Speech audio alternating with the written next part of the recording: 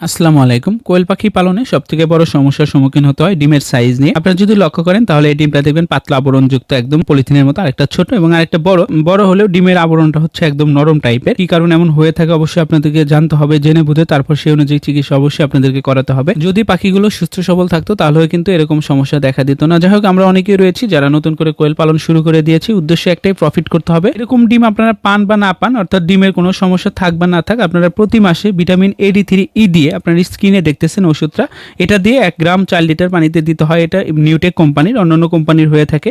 সেটা দিয়ে আপনারা প্রতি মাসে 3 থেকে 4 দিন বা 5 দিন আপনারা একটা কোর্স করাবেন কোয়েল পাখিগুলোকে।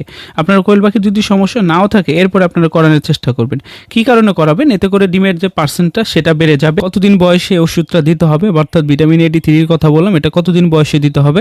এটা যখন ডিমের পার্সেন্টেজ অর্ধ চলে আসবে, 50% ডিম শুরু হয়ে গেছে, ঠিক ওই টাইমে আপনারা ভিটামিন AD3E কোয়েল পাখির জন্য দিবেন। পরবর্তীতে প্রতি মাসে একবার করে দিয়ে যাবেন। এখন অনেকেই বলতে পারেন যে ভাই আপনি তো বলেছিলেন যে 35 থেকে 40 দিনের মাথায় দেওয়া যায়। বিষয়টা হচ্ছে ওই টাইমে আপনারা খুবই অল্প পরিমাণে দিবেন, একদম অল্প পরিমাণ, যেটা না দিলেই নয়।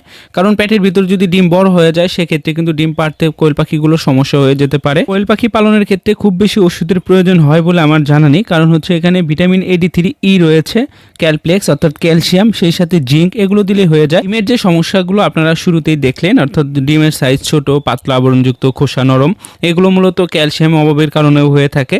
তো আপনারা অবশ্যই ক্যালসিয়াম দিয়ে একটা কোর্স করে ফেলবেন। ক্যালসিয়ামটা এক এক কোম্পানির এক এক নামে হয়ে থাকে। স্কোয়ারের রয়েছে ক্যালপ্লেক্স, বা অন্যান্য কোম্পানির হয়ে থাকে। আপনারা যে কোনো কোম্পানিটাই দিয়ে দিবেন, তবে অবশ্যই কোয়েল পাখি যেন সুস্থ সবল থাকে সেদিকে আপনাদের খেয়াল রাখতে হবে। শুধু যে এই কারণে এমন হয়ে থাকে, শুধু ক্যালসিয়াম বা ভিটামিনের অভাবে যে ডিমের আকার আকৃতি এমন হয়ে থাকে, বিষয়টা কিন্তু একদমই এমন না।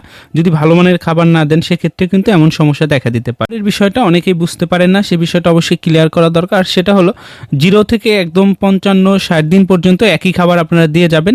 যখন ডিম পাড়া 50% বা ফুল প্রোডাকশনে এসে যাবে তখন আপনারা পরিবর্তন করতে পারেন, এতে কোনো সমস্যা নেই। এর পরবর্তী যে খাবারটা দিবেন সেটা হলো লেয়ার যে 1 ফিট আছে, লেয়ার 1 যে ফিটটা রয়েছে সেই ফিটটা আপনারা দিতে পারেন। কোয়েল পাখিরও লেয়ার 1 পাওয়া যায়, সেটাও দিতে পারেন। মাঝে মধ্যে লেয়ার যে স্টার্টার ফিটটা থাকবে, অথবা ব্রয়লার অথবা সোনালি যে স্টার্টার ফিটটা থাকবে, সেই ফিট আপনারা মাঝে মাঝে দিয়ে দিবেন। এই লেয়ার 1 এর সাথে মিশিয়ে দিবেন 50% করে।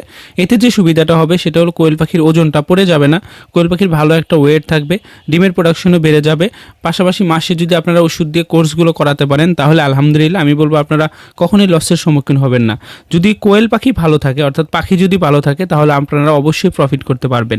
আপনারা সবসময় ডিমের চিন্তা করবেন না, যে জিনিসটা পালন করবেন আন্তরিকতার সাথে ভালোবেসে পালন করার চেষ্টা করবেন। আপনারা এখনও যারা সেবা এগ্রো পরিবারের সদস্য হননি, যদি ইউটিউব থেকে দেখে থাকেন তাহলে অবশ্যই সাবস্ক্রাইব করে দিবেন, আর যদি ফেসবুক থেকে দেখে থাকেন তাহলে অবশ্যই ফলো দিয়ে দিবেন। কোন বিষয়ের উপর ভিডিও চাচ্ছেন কমেন্ট করে জানাবেন, আমি সেইভাবে আপনাদের মাঝে ভিডিও দেওয়ার চেষ্টা করবো ইনশাআল্লাহ। ভালো থাকবেন সবাই, আসসালামু আলাইকুম।